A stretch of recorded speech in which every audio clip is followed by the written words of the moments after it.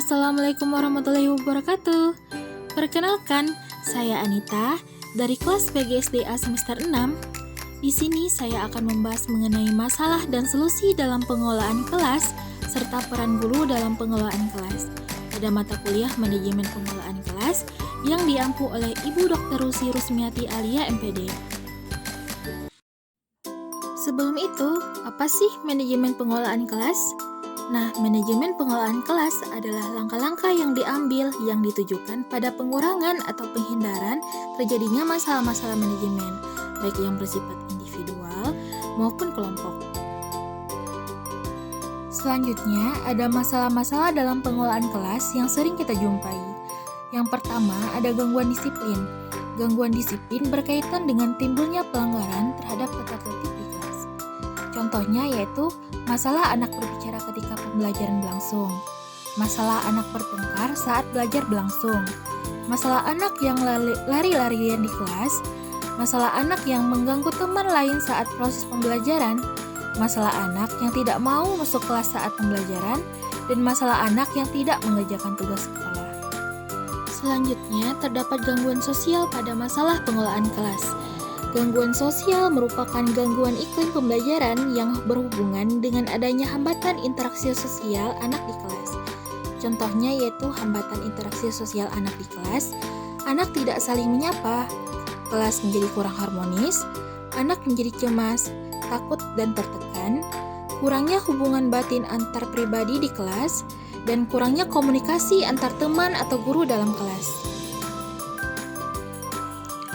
Selanjutnya, terdapat gangguan fisik pada masalah pengelolaan kelas. Gangguan fisik berhubungan dengan kondisi fisik kelas yang tidak kondusif.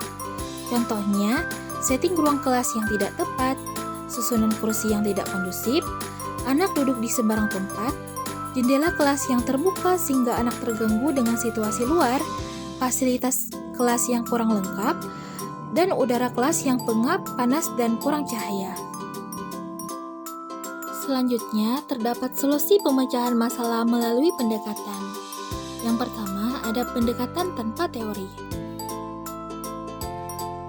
Solusi pemecahan masalah melalui pendekatan tanpa teori, yang terdiri dari pendekatan masa bodoh dan pendekatan hukuman dan ancaman. Pendekatan masa bodoh terdiri dari guru mengacukan kejadian sehingga seolah-olah tidak ada kejadian. Kemudian guru mengalihkan perhatian anak kepada situasi lain agar anak tidak memperhatikan keadaan yang terjadi. Kemudian, biarkan anak yang melakukan pelanggaran supaya bosan dengan sendirinya. Dan pendekatan hukuman dan ancaman, seperti anak dikeluarkan dari kelas ketika melakukan sebuah kesalahan. Anak yang mengganggu kelancaran belajar diminta berdiri di depan kelas.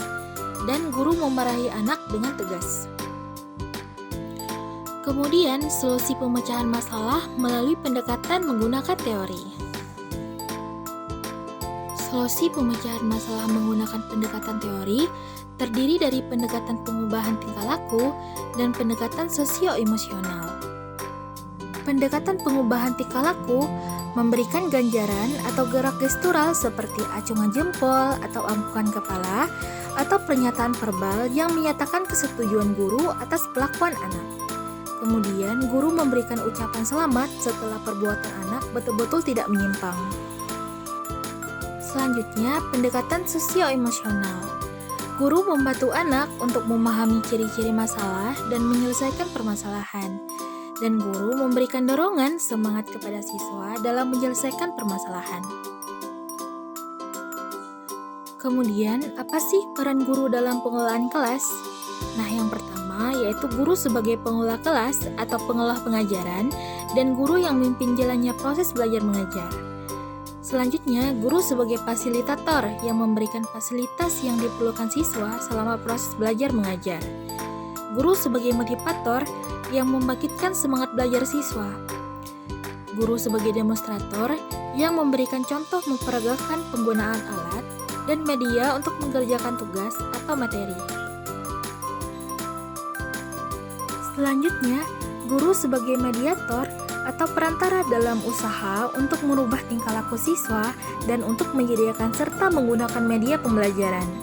Dan yang terakhir, guru sebagai evaluator yang memantau perkembangan hasil belajar siswa secara keseluruhan dan membuat rangkuman guna meningkatkan kompetensi siswa.